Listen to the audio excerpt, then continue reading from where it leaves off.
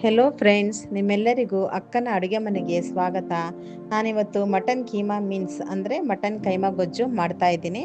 ಅದಕ್ಕೆ ಬೇಕಾಗಿರುವಂಥ ಪದಾರ್ಥಗಳು ಮಟನ್ ಕೈಮಾ, ಆಲೂಗಡ್ಡೆ, ಅವರೆಕಾಳು, ಹೆಚ್ಕೊಂಡಿರೋಂಥ ಈರುಳ್ಳಿ, ಟೊಮೊಟೊ, ಕೊತ್ತಂಬರಿ ಸೊಪ್ಪು, ಹಸಿಮೆಣಸಿನ್ಕಾಯಿ, ಬೆಳ್ಳುಳ್ಳಿ ಶುಂಠಿ ಪೇಸ್ಟು.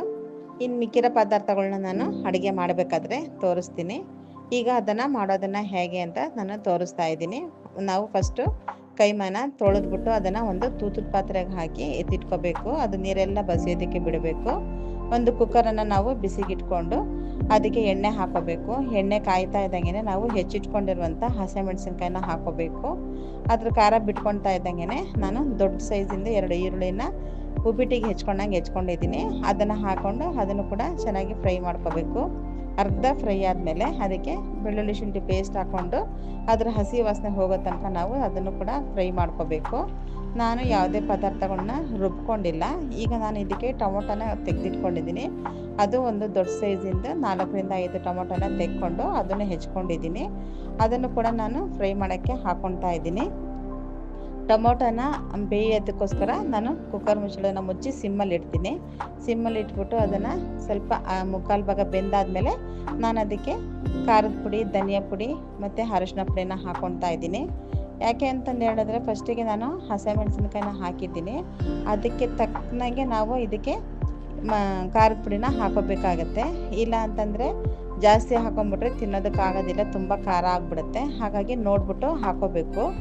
ಈಗ ನಾನು ಅದು ಹಸಿ ಮಸಾಲೆ ವಾಸನೆ ಹೋಗ್ತಾ ಇದ್ದಂಗೆ ತೊಳೆದಿಟ್ಟಿರುವಂಥ ಕೈಮನ ಹಾಕ್ಕೊಂಡು ಅದನ್ನು ಕೂಡ ಚೆನ್ನಾಗಿ ಹೊಂದ್ಕೊಳೋ ಹಾಗೆ ಮಸಾಲೆ ಎಲ್ಲ ಹೊಂದ್ಕೊಳೋ ಹಾಗೆ ಚೆನ್ನಾಗಿ ಫ್ರೈ ಮಾಡ್ಕೋಬೇಕು. ಅದು ಸ್ವಲ್ಪ ನೀರು ಬಿಟ್ಕೊಳ್ತಾ ಇದೆ ಅಂತ ಅನ್ಬೇಕಾದ್ರೆ ಅದಕ್ಕೆ ಉಪ್ಪು ಹಾಕೋಬೇಕು. ಉಪ್ಪು ಹಾಕ್ಕೊಂಡು ಚೆನ್ನಾಗಿ ತಿರುಗಿಸಿ ಕುಕ್ಕರ್ ಮುಚ್ಚಳನ ಮುಚ್ಕೋಬೇಕು. ಅದು ಸ್ವಲ್ಪ ನೀರು ಬಿಡ್ತಾ ಇದ್ದಂಗೆ ಅದಕ್ಕೆ ತೊಳೆದಿಟ್ಟಿರುವಂಥ ಅವರೆಕಾಳನ್ನು ಹಾಕ್ಕೊಂಡು ಅದು ಕೂಡ ಅದ್ರ ಜೊತೆಗೇ ಚೆನ್ನಾಗಿ ಬೇಯಬೇಕು. ಇದರಲ್ಲಿ ನಾನು ಅವರೆಕಾಳು, ಆಲೂಗಡ್ಡೆ ಎಲ್ಲ ಹಾಕ್ಕೊಂಡಿದ್ದೀನಿ. ಅದು ಆಪ್ಷನಲ್ಲು. ನಿಮಗೆ ಬೇಕು ಅಂದರೆ ಬರೀ ಕೈಮಾ ಹಾಕಿನೇ ಮಾಡ್ಕೋಬೋದು. ಬೇಡ ಅಂತಂದು ಹೇಳಿದ್ರೆ ಬೇಡ.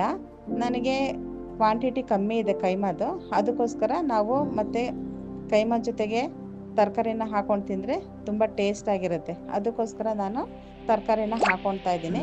ಕೆಲವರಿಗೆ ಬರೀ ಕೈಮಾ ತಿನ್ಬೇಕು, ಮಟನ್ ಜೊತೆಗೆ ಯಾವುದೇ ಥರದ ತರಕಾರಿ ಮಿಕ್ಸ್ ಮಾಡೋದಿಲ್ಲ ಅಂಥವ್ರು ಬರೀ ಕೈಮಾನು, ಅವರೆಕಾಳು ಬೇಕಂದ್ರೆ ಅವರೆಕಾಳು, ಇಲ್ಲಾಂದರೆ ಹಸಿ ಬಟಾಣಿ ಕಾಳು ಹಾಕ್ಕೊಂಡ್ರೆ ತುಂಬ ಟೇಸ್ಟಾಗಿರುತ್ತೆ. ಅದು ಅವ್ರವ್ರ ಇಷ್ಟಕ್ಕೆ ಮಾಡ್ಕೊಂಡು ತಿನ್ಬೋದು. ಯಾವಾಗಲೂ ನಾವು ಕೈಮಾ ತಗೊಂಬಂದ್ವಿ ಅಂದರೆ ಕೈಮಾದಲ್ಲಿ ಸಾರು ಮಾಡ್ತೀವಿ. ಇಲ್ಲಾಂದರೆ ಮಟನ್ ತಗೊಂಬಂದರೆ ಮಟನ್ ಸಾರು ಇಲ್ಲ ಫ್ರೈ ಇಂಥದ್ದೇನಾದರೂ ಮಾಡ್ತೀವಿ. ಯಾವಾಗಲಾದರೂ ಅಪರೂಪಕ್ಕೆ ಕೈಮಾ ತಗೊಂಬಂದಾಗ ಕಟ್ಲೆಟ್ ಮಾಡ್ತೀವಿ. ಯಾಕೆಂದರೆ ಸ್ವಲ್ಪ ಕೆಲಸ ಜಾಸ್ತಿ ಅನ್ನೋದಕ್ಕೋಸ್ಕರ. ಇದು ಬಂದು ಕೈಮಾದಲ್ಲಿ ನಾವು ಗೊಜ್ಜು ಮಾಡ್ತಾ ಇರೋದು ತುಂಬ ಈಸಿ ಮೆಥಡು. ಸಾರಿಗಿನ್ನ ಬೇಗ ಆಗೋಗುತ್ತೆ. ಮತ್ತು ನೆಂಚ್ಕೊಳಕ್ಕೆ ಏನೂ ಇಲ್ಲ. ಏನು ಮಾಡೋದು, ಸ್ವಲ್ಪ ಡಿಫ್ರೆಂಟಾಗಿ ವೆರೈಟಿಯಾಗಿ ತಿನ್ನಬೇಕು ಅಂತಂದರೆ ಈ ಥರ ಮಾಡ್ಕೊಂಡು ತಿನ್ನೋದು ಭಾಳ ಚೆನ್ನಾಗಿರುತ್ತೆ. ನಾವೇನಾದರೂ ಪಿಕ್ನಿಕ್ ಹೋಗ್ತೀವಿ ಅಂತಂದು ಹೇಳಿದ್ರೆ ಚಪಾತಿ ರೊಟ್ಟಿಗೆ ಇದು ಕೈಮಾ ಮೀನ್ಸು ತುಂಬ ಟೇಸ್ಟಾಗಿರುತ್ತೆ. ಯಾರು ಎಷ್ಟು ತಿಂತಾರೆ ಅನ್ನೋದು ಗೊತ್ತಾಗೋದಿಲ್ಲ, ಅಷ್ಟು ಚೆನ್ನಾಗಿರುತ್ತೆ.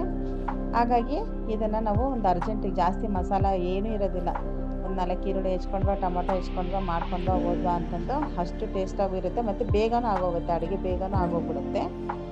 ಹಾಗಾಗಿ ನಾನು ಇದನ್ನು ಮಾಡ್ತಾಯಿದ್ದೀನಿ ನೋಡಿ. ಈಗ ಆಲೂಗಡ್ಡೆ ಹಾಕ್ಕೊಂಡು ಈಗ ಇದಕ್ಕೆ ನಾನು ಗರಂ ಮಸಾಲ ಪುಡಿನ ಹಾಕ್ಕೊತೀನಿ. ಬೇಕು ಅಂದರೆ ಗರಂ ಮಸಾಲ ಪುಡಿನ ಹಾಕೋಬೋದು, ಇಲ್ಲಾಂದರೆ ಯಾವುದಾದ್ರು ಚಿಕನ್ ಮಸಾಲ, ಮಟನ್ ಮಸಾಲ ಬೇಕೋ ಹಾಕೋಬೋದು. ಹಾಕ್ಕೊಂಡು ಇದಕ್ಕೆ 2 ಲೋಟ ನೀರು ಹಾಕಿ ಚೆನ್ನಾಗಿ ಕುದಿಯೋದಕ್ಕೆ ಬಿಡಬೇಕು. ಇಂಥ ಟೈಮ್ನಲ್ಲಿ ನಾವು ಅದನ್ನು ಟೇಸ್ಟ್ ಮಾಡಿ ನೋಡಬೇಕು, ಉಪ್ಪು ಖಾರ ಎಲ್ಲ ಸರಿಯಾಗಿದೆಯಾ ಅಂತಂದು.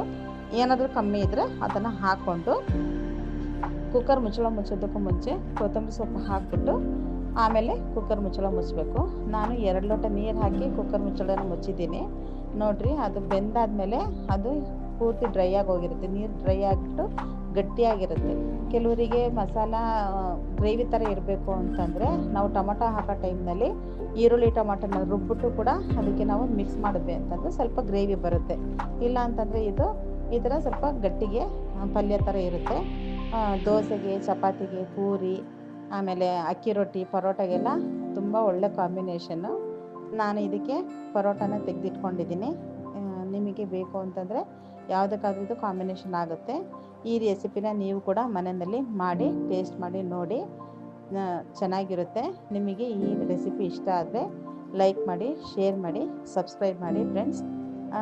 ಇದು ಅಡುಗೆ ಮಾಡಿದ್ಮೇಲೆ ಕಮೆಂಟ್ ಮಾಡೋದನ್ನ ಮಾತ್ರ ಮರಿಬೇಡಿ ಫ್ರೆಂಡ್ಸ್. ಯಾರು ಸಬ್ಸ್ಕ್ರೈಬ್ ಆಗಿಲ್ವೋ ಅವರು ಸಬ್ಸ್ಕ್ರೈಬ್ ಮಾಡ್ಕೊಳ್ಳಿ ಫ್ರೆಂಡ್ಸ್.